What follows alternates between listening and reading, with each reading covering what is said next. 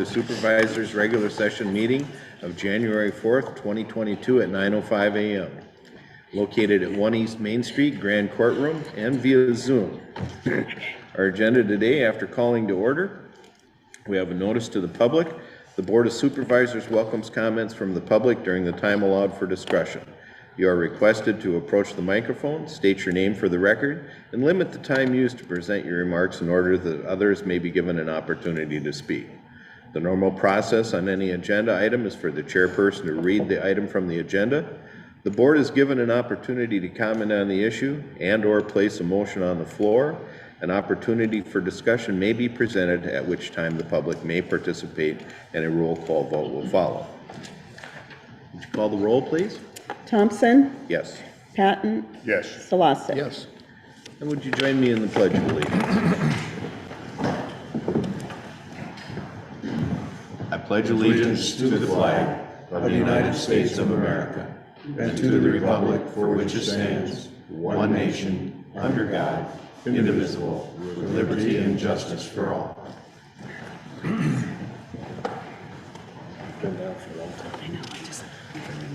Item 4 on our agenda this morning is approval of the agenda. I'll entertain motions on this item, please. Mr. Chairman, I move that we approve the agenda as printed. I'll second. We have a motion and a second to approve the agenda as printed. Any discussion or comments? There being none, roll call vote, please. Thompson? Yes. Patton? Yes. Salasik? Yes. Moving on to item 5 on our agenda this morning is the consent agenda. It entails the approval of the minutes of December 21st, 2021. Approval of claims as audited and authorize the county auditor and recorder to issue payment of the same. The listing of claims paid at this meeting and all claims paid in the current month will be published as part of the first meeting of the following month. We have manure management plans this morning to file. One is the Flint Finisher Farm, ID number 71020, Hennon Farms LLC, 120th Street, St. Anthony, annual update with changes. We also have Picard Brothers Incorporated, number 57578 at 1777 300th Street, Melbourne, annual update, no changes. The documents are also in our packet. I'll entertain a vote to end the consent agenda, please. Mr. Chair, I would make a motion to approve the consent agenda. Mr. Chairman, I'll second that. We have a motion and a second on the floor to approve the consent agenda. Any discussion or comments? There being none, roll call vote, please. Thompson? Yes. Patton? Yes. Salasik? Yes. Item number 6 on our agenda this morning is to adopt the third reading of an ordinance of proposed amendment for the 2021-01 to Marshall County Ordinance number 21, establishing the varying voting precincts in Marshall County, Iowa, and defining the boundaries. Madam Auditor, you want to bring us up to speed on this for our last reading? Yes, I do want to make a correction here because this would be 2022-01. Go down in the middle. Well, and at the top and Okay. all over the place. All over the place. Okay. Got Because we started it in 21 and moved it to 22, it made it a little bit different. Are And we still leaving it ordinance number 21 or 22? I think it's 2022-01. I think it's number 1 for this year. But we will verify that and see what number it should be and verify that. With Sherry out, it makes it a little difficult. We, at the last meeting, we had our first reading and the public hearing. Our office has gotten no further comments on any of the redistricting things. I was on the radio yesterday with Kyle and kind of went over this again, just kind of a summary of which ones we were closing and consolidating. So kind of got it out there again, saying that we were discussing it today. I was just kind of looking to see if we had anybody, any public on that had any comments. Again, at this point, I received one phone call from an individual in Liscum. in Liscum, That was it. since That was- the last meeting. That was before our last meeting. Yes, before our last. Yes, I did I did also. too. Yep. Yeah. And spoke with her, and shared with her one of the things with the Bangor, Liscum, Taylor townships being combined. Albion is one option, Liscum is another. We're not 100% sure at this point where the polling location is. I don't feel good about Albion Fire Station as it is now. It's too small. Combining this, so if we don't find another location in Albion, it will be in Liscum. The Liscum facilities are good. Yes. They're already set for people who are handicapped. That's a big issue with the government. And It's a very nice facility. Yeah. It really is. So that the polling location does not have to be determined at this point, just what the precincts are. So who's going to be reporting together in the elections for the next 10 years. And so that's what these maps and everything that was attached on our board agenda certify. I know at the last meeting, there was some questions about numbers and counts, and we've attached those to the board agenda as well as the Marshalltown, what Marshalltown approved. Those look similar. They did a little bit of trying to keep, they were kind of going back and forth across Highway 14, Center Street here in Marshalltown, and they tried to make it so that didn't happen this time. So trying to make it a little cleaner. So I thought that was good. Again, the polling locations, even for Marshalltown, are not 100% at this point. Those can be determined at a later date. Our main concern was that there were facilities where we could have a polling location. You don't want to create a part of town or in the country that has nothing there. So that's the main concern. But there were 2 attachments with some numbers showing counts and voters at polls back to 2010. So we went back 10 years there and kind of gave some numbers as was requested during the last session. Okay. Anything else you want to bring us up to speed on? Not on this Okay. topic. I'll entertain motions on this item, please. Mr. Chairman, I would move to approve or adopt the third reading and ordinance of proposed amendment 2020-01 to Marshall County Ordinance number 21, establishing the various voting precincts in Marshall County, Iowa, and defining the boundaries. Okay, but aren't we going to change it to 2022? Yeah, it's 2022. That's what I said, didn't I? 2020. You said 2020. Oh, I wrote down 22 and I said 21. That's okay. Sorry. It's cold in Okay. here. It's a balmy 53 degrees. And I'll second that. Okay. We have a motion and a second on the floor to adopt this as 2022. Any further discussion or comments? There being none, roll call vote, please. Thompson, Yes. Patton, Yes. Slosik. Yes. Okay, motion carries. Item number 7 on our agenda this morning is to adopt the resolution 2022-0006. This is the assessed taxable values of utility companies, and just should be known that these assessed valuation of the utilities companies comes from the state of Iowa, not from the Marshall County assessor. I'll entertain motions on this item, please. Mr. Chair, I would make a motion to adopt resolution 2022-006, assess taxable values of utility companies. Mr. Chairman, I'll second that. Okay, we have a motion and a second on the floor to adopt resolution 2022-006. Any further comments or questions? Okay, there being none, roll call vote, please. Thompson, Yes. Patton, Yes. Slosik. Yes. Moving on here, item number 8 on our agenda this morning is to adopt resolution 2022-007, adopting the Marshall County Multi-Jurisdictional Local Hazard Mitigation Plan. We have Kim Elder, our emergency management individual, here this morning. You want to bring us up to speed on this, please? Sure. We've been working on updating every 5 years we update the multi-jurisdictional hazard mitigation plan. It was presented by the vendor to the state in October.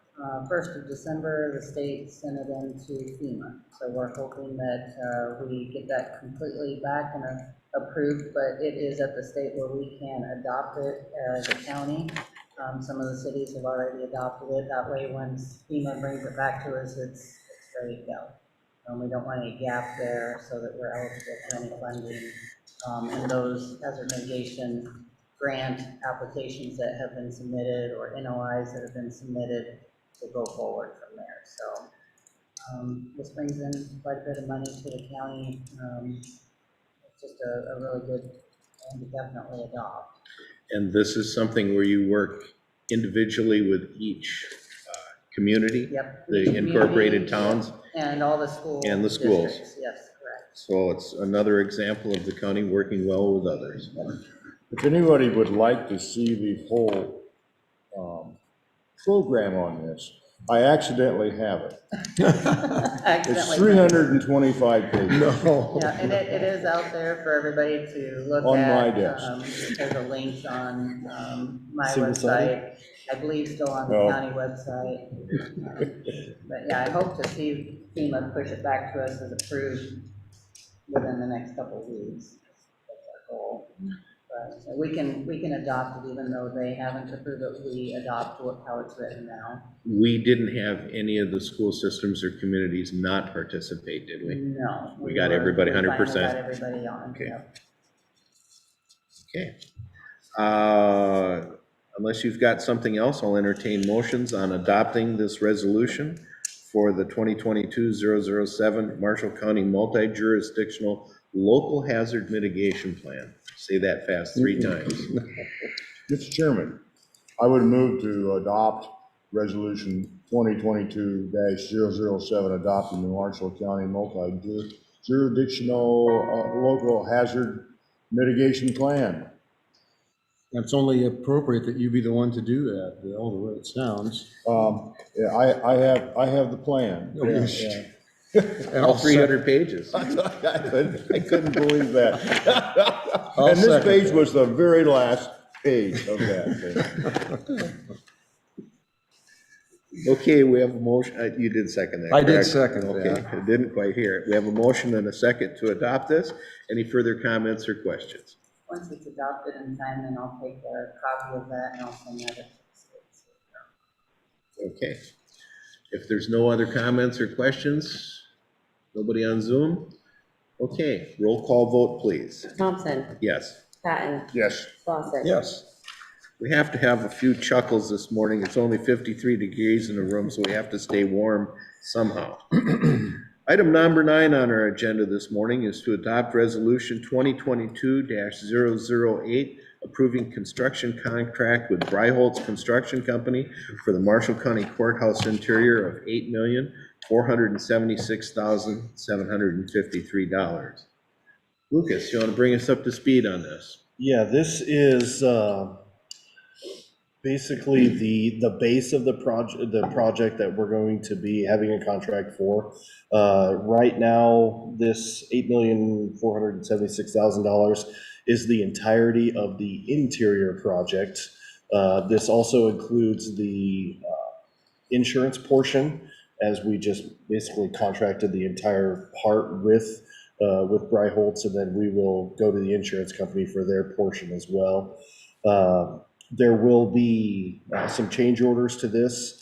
We wanted to get the contract in place for the interior. We will do change orders for site package, exterior package, and if there are additional costs for roof and tower, dome, for basically general conditions at that point for them to manage the rest of that project.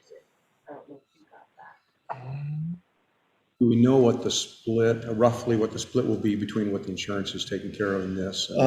Yeah, we do. Our portion for the county responsibility is, I want to say about 2.2 million.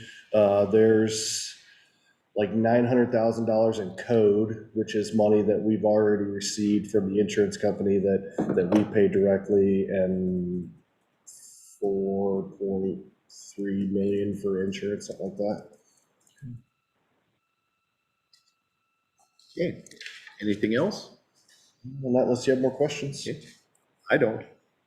Nope. I'll entertain motions on this item then. Mr. Chair, I would make a motion to adopt Resolution 2022-0008, approving construction contract with Bryholtz Construction Company for the Marshall County Courthouse interior of $8,476,753.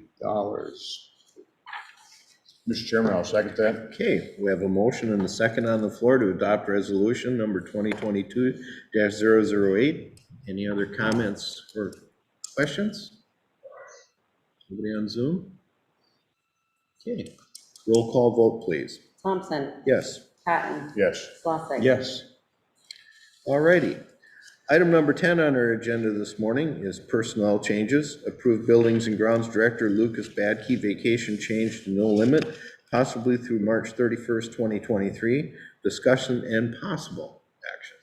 This is actually my item. Okay, Lucas has been trying to take vacation to keep under the limit so he doesn't lose any. He's lost some already. And I said, we need to change this because when he thought he was going to get off, things came up and he needed to be here. So we need to change this so that he can go to the no limit. From the time frame of when we should be back in the building, this gives a few months for him to take the vacation and get underneath that maximum so that he won't lose any. well, we have made this exemption for public health. Yes. And And for EMS, yes. It's just kind of the wave of things and the way they are, and I just don't feel that it's fair that he's losing vacation, and so I wanted to put this on the agenda to get this changed. Should we be making up the vacation that was given back? It's like 3 hours. It's not that Oh, let's He forget should it. have asked sooner. Forget about it. I'm not overly see, he's worried vice about chair it. now, so he has to be that way. All right. Yeah, I work a lot, and I've been trying to take off early on Fridays, but, the amount of hours I work through the week, putting down vacation on Friday is like, ugh. He's already It's all worked just flexed out. 50-some hours, Yeah. and he's here from 6 to 11 on Friday. It's not really vacation. Well, hopefully you and Adam will be able to get out on that boat a little bit more next year. Well, that's the plan. Boats. I forget you have a fleet. Yeah. So far, you can always add more. I got room for it. Okay, anything else on this item? No, I would, Entertain motions, please. I would move a motion that to approve Building and Grounds Director Louis Badke vacation change to no limit, possibly through March 31st, 2023. I will second. Okay, we have a motion and a second on the floor. Any other comments or questions? Does that possibly need to be in the motion? That makes it a little weird, doesn't it? No, the no limit means that you change vacation plans. And Jeannie knows what that means. And Maria. Oh, very good. Okay, If you have time. Of 23. anything else? Roll call vote, please. Thompson. Yes. Patton. Yes. Slosik. Yes. Okay, motion carries.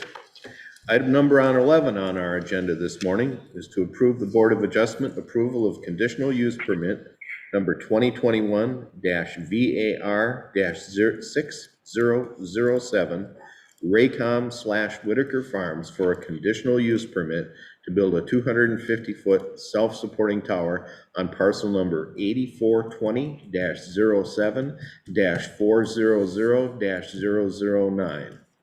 Bill, you and Nan and everybody have been working hard on this. You want to give a better explanation than this, please? I attended the Board of Adjustment meeting last week and gave kind of an update for them so they can understand. They were trying to figure out, we basically have a right-of-way on the Justin Whitaker property that is a hog confinement building site. There's no house there. There's nobody that lives there. That will go through to where the tower is built on Whitaker Farms there, which is the parcel number showing. And zoning had no problem approving this? Okay. No, there was some discussion about it and why it's so late in the process, but they were very happy to approve it and knowing that there's no person living there. We can't really do that variance if there's a person, but it's a hog confinement and it's far enough away from the road to be safe. I kind of explained the farming aspect of it, that farmers really don't want one of these sitting in the middle of their field, and that this building site really makes it a very good location for them to work around and farm around. One of the reasons for being late was the government agencies that had to do this and give permission. And it just took extra time. Nothing that they were upset about, it just took extra time. Okay. Do we have anything else, any issues with St. Anthony and their zoning or anything that we have to go through, or are we done with this? This is it. This is the it. one Once we've been you all waiting for. approve it, then We're they. final. We're fine. They can put her up when we're done. All right. I will happily, joyfully entertain motions on this item. Well, I would make a motion to approve the Board of Adjustment approval to the conditional use permit number 2021-BAR-6007, Raycom Whitaker Farms, for a conditional use permit to build a 250-foot self-support tower on parcel number 8420-07-400-009. And Mr. Chairman, I'd second that. Okay. Any other comments or questions? There being none, roll call vote, please. Thompson. Yes. Patton. Yes. Slosson. Yes. One more piece of the puzzle. Okay, item number 17, on number 12 this morning is to set the public hearing on the proposed 2020-2021 Marshall County Budget Amendment. I'll entertain motions to set the public hearing on January 31st, 2022 at 9:05 a.m. in the Grand Courtroom of the Marshall County Courthouse, 1 East Main Street, Marshalltown, Iowa, is the time and place to conduct the proposed 2021-2022 Marshall County Budget Amendment public hearing and authorize Marshall County Auditor and Recorder to publish notice of the hearing. Mr. Chairman, I would move to set the public hearing for January 31st, 2022 at 9:05 in the Grand Courtroom, as stated by you as you just read it. And I'll second. Okay, we have a motion and a second. Any comments or questions? There being none, roll call vote, please. Thompson. Yes. Patton. Yes. Slosson. Yes. Item number 13 on our agenda this morning is an update for the Siren Project for unincorporated areas, discussion and possible action. Steve, I know you and Kim have been working hard on this. We have. Do you guys want to bring us up to speed and give us some thoughts? I'll give it a start. So we had looked at the project, possibly $360,000 to put up the sirens in unincorporated areas, still doing studies on the population. We should have some maps later this month on the population density areas. We've thought about different ways of funding our 15% of that, and ours being county, which would be about $54,000. It was talked about possibly looking into the ARPA funding to see if that would qualify. We thought it probably wouldn't, but we'd check it first. And Steve talked to ISAC. I talked to James Cashman with Iowa County's ISAC. And yes, we proposed that question to him. And like we thought it was going to be, we simply can't combine two federal programs. For the match. For the Yeah, match. we can't use federal funds to But- match federal. Yeah, but he said we can do the whole project through ARPA funds if we chose to. He didn't see any. And I think that's No our problem next with step then, is to see if we want to do all of it through ARPA, the $360,000.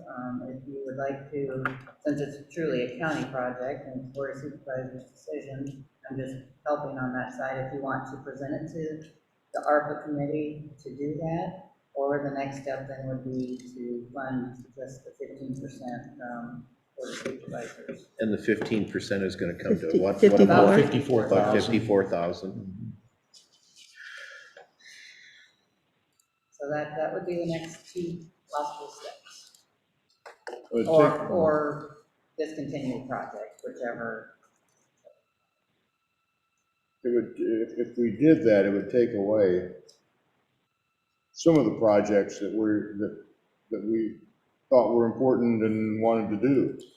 It would, you're right. It would do that, but it also, I guess I talked to Steve, I said, look at it two different ways. It'll take away from other projects if you have other projects there.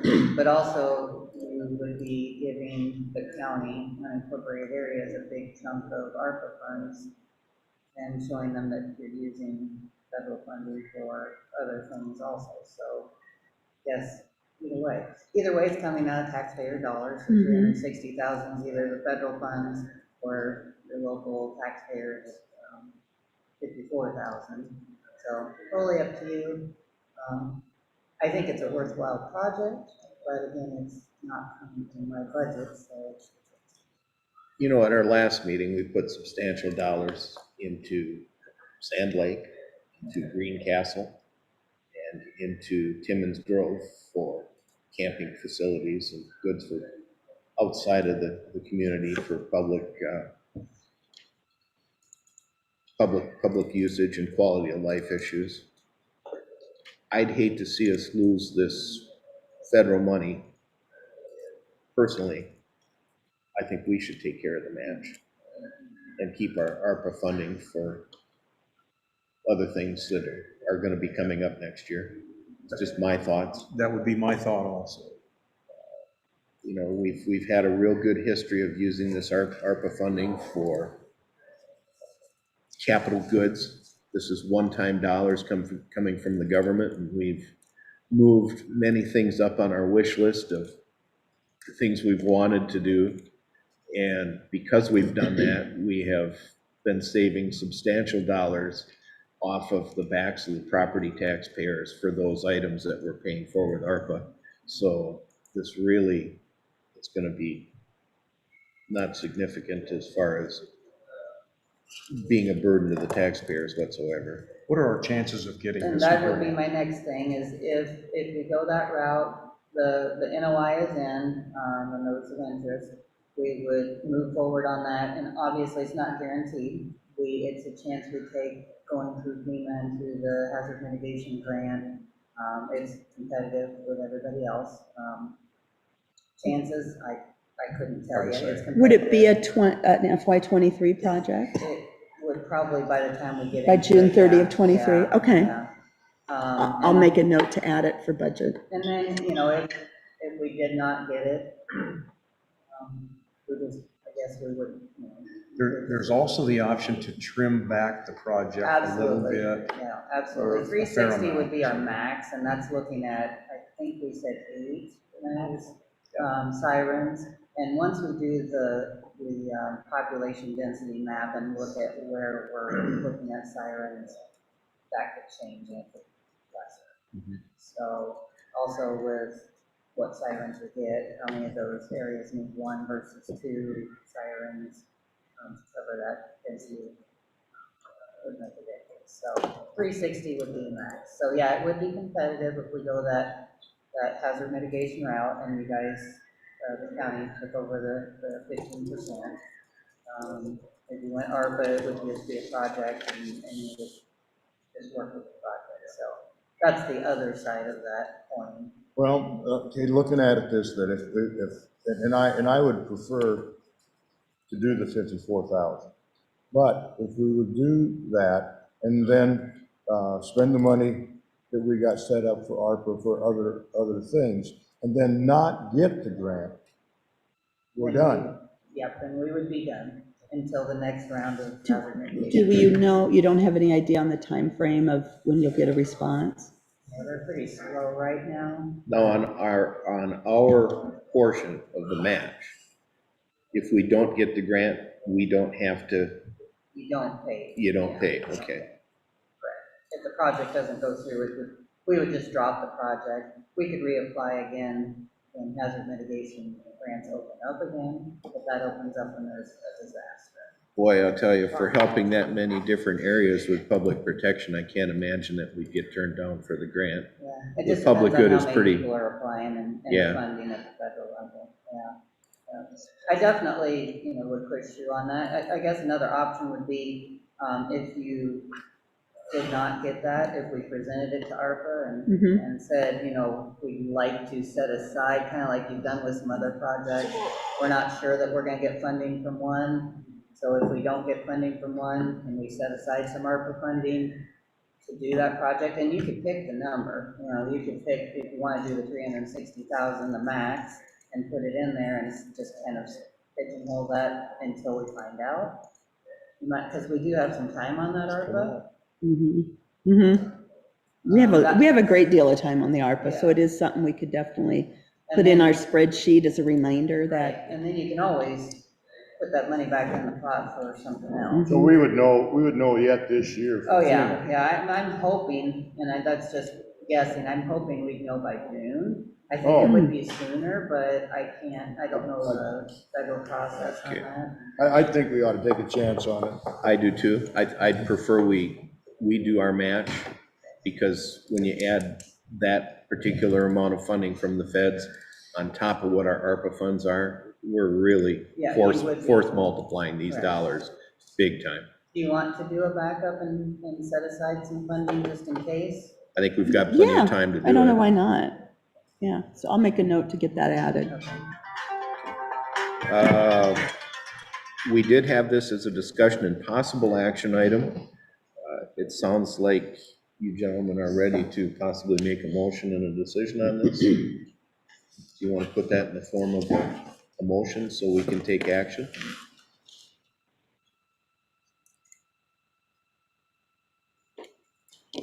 We could, or do we? If you put it in a form of a motion, then we can get it added to the budget. Right. And it allows her to proceed on too, Yeah. to I can submit. start working a little quicker on that. Mhm. Steve, if you want to move the motion, I'll second I it. can do that. I would make a motion then to pursue The match. the siren project of $54,000, contingent on getting the dollars from the hazard mitigation grant. Mr. Chairman, I'll second that. Okay, we have a motion on the floor to pursue the $54,000 match for the federal government for the Siren project, contingent upon us really receiving that grant. We have a motion and a second. Any further discussion or comments? There being none, roll call vote, please. Thompson, Yes. Patton, Yes. Slosett. Yes. Okay, motion carries. Item number 14 on our agenda this morning is the mandatory vaccination policy, discussion and possible action. We just got some of this information yesterday afternoon, so Dan, would you please bring us up to speed? Yes, and Jeannie Furneaux is here as well. We worked on this, we started working on this last week. This had a stay on place. This was something that was coming down the pike. It was in a regional court, and on December 17th, that stay was lifted. I've kind of kept you guys a little bit updated in the public forum of what was going on here. The timing of that was difficult with the holidays. I'm just going to say they said that we needed to have everything in place by January 10th. However, we heard the Supreme Court was going to hear the case as well and proceed on between Christmas and New Year's. They set the date, it's Friday, January 7th. We have to have a policy in place on January 10th, which is Monday, a week from yesterday. The policy, this mandate is coming from the federal government. OSHA will be overseeing this. If we do not have a policy in place, the penalties are exactly the same as any other OSHA violation. 13,653 per violation. A violation would be not testing an unvaccinated employee beginning on February 9th. So the testing, we do have a little while before that has to be in place.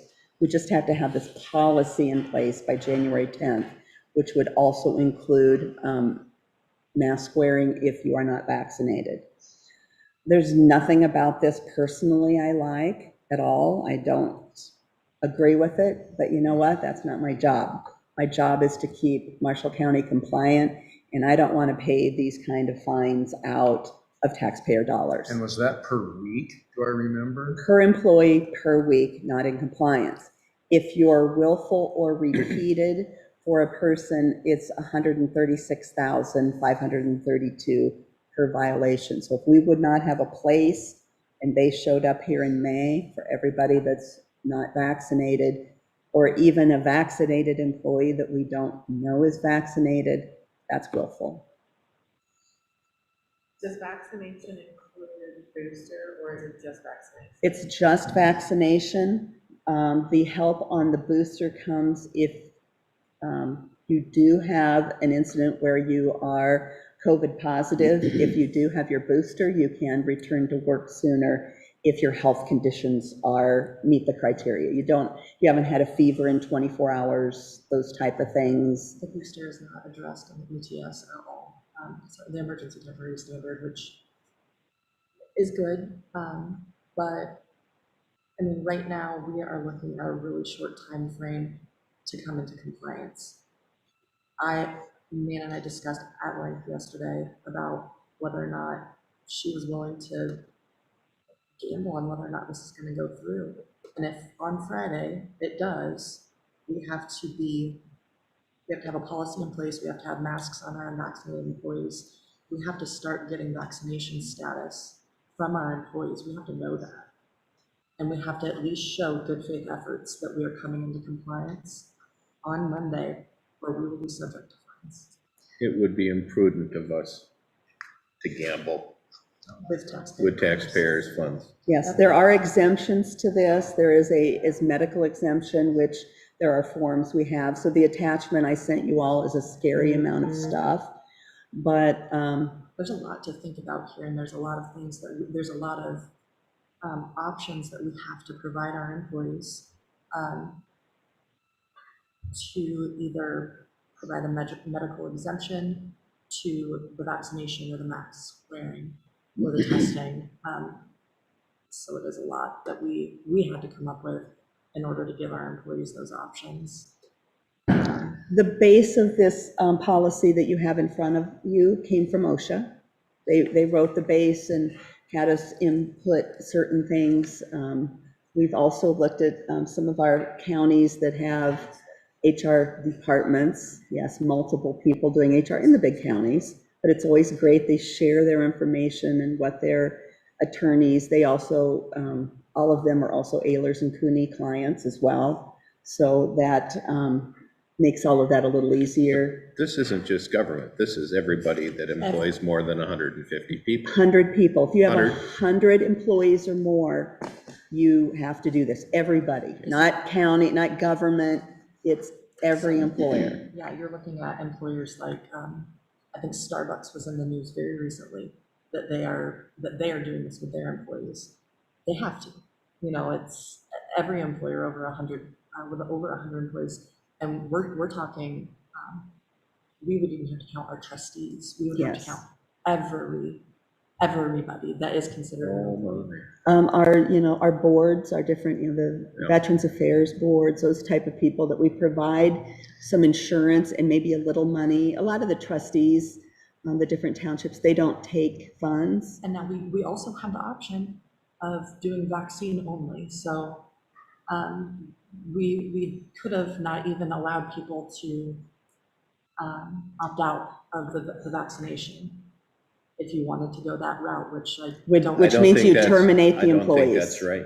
No. So we decided to go with the option where we are allowing the weekly testing and the mask wearing while at work. And so talking about the weekly testing a little bit, I will get with Pat Thompson, but it may be me doing the testing, being trained and doing the testing.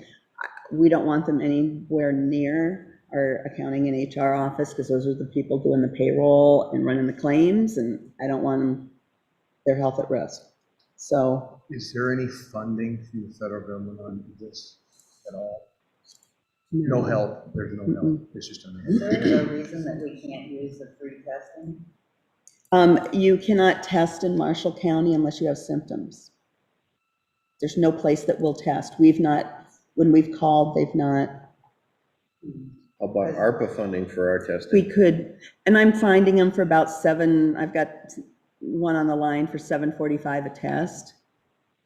So $7, you know, it's not, but it's gonna add up. It's every week. It's every week. No, Let's say you're partially too, there's a lot of things in the policy. Let's say you've gotten your first vaccination, but by February 9th, when the testing starts, you're not quite there. You know, maybe we'd only have to test for a week or two till they have the 2-week wait after their second immunization. When I was discussing this yesterday with Lucas, he went through the calendar, and if you do the Pfizer vaccine, which has a 3-week wait, if you get your first immunization today or tomorrow, the second one 3 weeks later, you would be in compliance by February 9th. Just. But it, you know, if it is an option for folks. Anyone that has any questions, you know, any of our employees, I'll be sending this out to department heads. We'll be doing a communication to all employees. You know, it will have my name on it saying that if you all approve this today, the Board of Supervisors has approved this mandate from the federal government. This is not something we want to do. This is something we have to do. Is what we want to do. We don't want to. There is no choice here. Yeah. And there is always the possibility that, Friday, they do something. that they voted, I mean, that it's Yeah. voted. And if it does get voted, we just put everything on hold Yeah. until, We do not want to go above and beyond. We want to do what we need to do. right. No, But I just don't think they're going to act fast enough on Friday. I No. don't think they're going to get it done. the Supreme Court never does. And you know, we've dealt enough with the court systems, you just never know what they're going to do. Because as of now, it is in place, it is in effect. Mhm. So they would, in order for them to do anything, they would be, we just have to act like it will in effect. It doesn't tell us what type of testing we have to have. We can use the oral or we can use the Yes, nasal. we're gonna, yes, but what I'm looking at purchasing is the nasal ones that I think a lot of our, I'm gonna say, assisted living and nursing homes have been using. You know, for me, visiting a family member going in, we had to test every time before we went in. They're pretty rapid. The results are pretty quick, so it's a, you know, easy option. I've heard of an individual that did that home rapid test, called her healthcare provider within the last couple of weeks. They didn't want to test her again. They're taking that positive as a positive, and you don't need to test again. So they're having I'm thinking that our healthcare professionals, at least here in this area in Marshall County, are taking some credence to these rapid tests. So one question would be on funding. I figure, you know, that's something we can kind of discuss during the budget meetings that are coming up. I just want to get them. I'm nervous that they're not going to have any. I think we either have to take it out of the ARPA funds or the Board of Supervisors in non-departmental. Yeah, something. Or go back and amend and put money in public health. Yes, it's got to come. We just have to One of figure out those where. three. Yeah, we've got to figure out where and put it there. And There might be funding in public health, I would check into that first, because they are sending out, because they're short of tests right now anyway, so that's the issue. That may be some of the holdup on Friday, and it's because if you've got to mandate testing, you gotta have the test. the nice thing is the testing mandate doesn't begin till February 9th. So I'm hoping that gives some time for people It is to, mandated, we cannot receive fines or citations until the 9th. yes, So, I mean, it is part of the UTS, it is in effect, but we just can't be fined for it until February 9th. So we have a little the time, testing portion. but we just need the policy in place. Okay. Steve is going to step aside for a minute, so I'm going to take liberty and put this on a temporary hold until he returns so we can vote on this and move on to item number 15 on our agenda, which is the tabled action on the ARPA funding for the drug court. And our decision on that was to leave it tabled until we find out what we are going to be doing with the state legislature. Let's move into item number 16, which is public forum. This is a time set aside for the public to make comments on topics of county business Other than those listed on this agenda, no action will be taken on any of these topics brought up in public forum. Anything for the good of the order? No? So, Anybody on Zoom with public forum? Okay.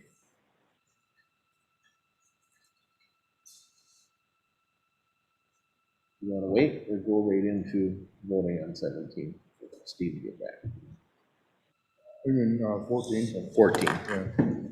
Yeah. I'm just sitting here thinking, how do we want to phrase a motion? You would need to adopt the policy, and the policy says that the Marshall County Auditor, Recorder, Accounting, and HR Office will be overseeing this policy. So you know, understand that. Obviously, if there's things that come up, I will be working with Ehlers and Cooney on any question type things that we have them on retainer. So that's what they're here for. That's what we pay for. And obviously keeping you all informed of what's going on and what how we're This would be proceeding. a testing program. It is, Here we got mandatory vaccination policy. that is That's what not- it is called. That is It's what it is. either, if you're not vaccinated, then you have to do these other steps. But it's really a testing program. We're not mandating. We're mandating they wear a mask if they're not tested And go through and testing. go through weekly testing. Right. So we have to obtain vaccination status from every employee. Our first step will be contacting all of the employees and finding out whether they are or are not vaccinated. They'll be required to provide us with proof of vaccination status and sign an attestation saying that they are or are not vaccinated. If they are not vaccinated, or if they're working towards becoming vaccinated, they will have to submit to weekly testing and wear a mask at work unless they can prove a medical or religious exemption against one of the standards of the ETS. And there's also a clause in there, if you have been diagnosed with COVID or exempt from testing within 90 days. Yes. But then, like within the previous 7 days of returning back to work, you do have to test. And you do either have to, but again, you fall within all of the standards of the ETS all over again, once those 90 days have passed. There's a lot of different, there's a lot of different. One of the things we put in our policy was to follow CDC guidelines. And a couple weeks ago, Pat forwarded me a change to how CDC was doing things. And with us following their guidelines, as they continue to make these changes, we will not have to update our policy. We are just following whatever they're telling us to do, Never which changing. right now, if you're fully immunized and boosted, you get COVID, you feel okay, you have no fever for 24 hours. After 5 days, you can return to work and wear a mask. That's a big change in how the CDC was. It used to be 10. You're out 10 no matter what. So things have changed and they continue to gather information about this. Sheriff, you got any input on this, or? I think until we know exactly how many employees are fully vaccinated, that kind of hinder on our testing and the test within the process. For us being a 24-hour agency, 7 days a week, it's going to be extremely difficult. But, I would say monitor or administer those tests. Every day of the week is a Friday or something. It's communication center and also those stores. So. It's going to be difficult. Yeah. All over the board, it will be. And we're hoping we can use this next month, if it does stay in effect, to look through those growing pains and figure out a smooth flow of things. If it does go to that level, would, because of the 24-hour status. I don't for live very my far employees- away. Well, for my employees, I didn't know if I needed to do the same training so that I could have my employees tested. That way, You're such a fun one, Rhonda, because I don't know if you're going to fall under us or fall under the city, because your Well- employees are actually on the city's payroll and benefits. I'm thinking you're going to fall into the cities. They're going to be doing the exact same thing. right. When we talked to Jill Petermeyer about probably 3 weeks ago, she was doing the same thing we were, sitting back until the stay was lifted on December 17th. And with the holidays, I didn't get in contact with her again, but we were in communication. We probably have been for the last 6 weeks. Unless we got anything else, I'll entertain motions on this item. Do you want to phrase it your way in one of these? Okay, gentlemen I can would do simply say it, yes? I would like approval of our, and I realize that it says Marshall County's vaccination, because actually the policy is Marshall County vaccination, testing, and face covering policy. So basically, we want approval of the policy as it's written on the draft. Yep. Okay. And then that will follow through, so the mandatory part was just on the subject line, on The testing and the mask wearing. right, but it's actually our vaccination, testing, and face covering policy. It's not, we are not mandating that people get their shots. We're mandating if they don't get immunized for COVID, these are the actions that we have to do. If you get an opportunity to talk to the press today, please impress upon them that we are not mandating this. We are mandating our policy. We are implementing our policy to be in compliance with federal law. Well, Mr. Chairman, I would move then to approve a Marshall County vaccination, testing, and face covering policy and following the federal law of the CDC requirements. Effective today? Effective today. Yeah. I'll second that. Okay, we have a motion and a second on the floor. Any further discussion, comments, or questions?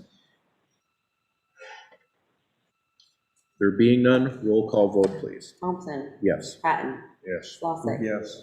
Okay, motion carries. We've already had public forum, unless you want to add to it.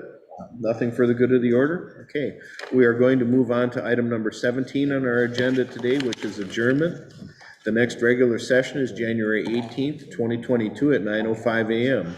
All business to be acted upon at that session should be submitted to the County Auditor Recorder's Office or the Board of Supervisors' Office by Wednesday, January 12th, 2022 at 12 p.m.